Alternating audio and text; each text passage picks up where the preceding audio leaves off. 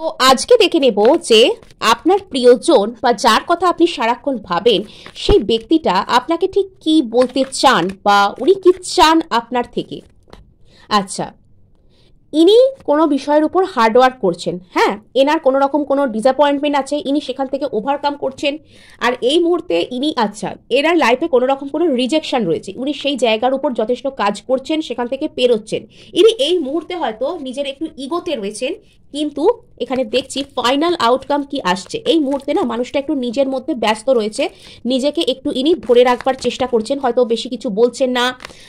আপনার সেটা দেখে মনে হতে পারে যে প্রচুর ইগো, অ্যাকচুয়ালি এনার জীবনে প্রচুর মিসহ্যাপ রয়েছে, ডিসঅ্যাপয়েন্টমেন্ট রয়েছে, উনি সেখান থেকে নিজেকে বের করার চেষ্টা করছেন।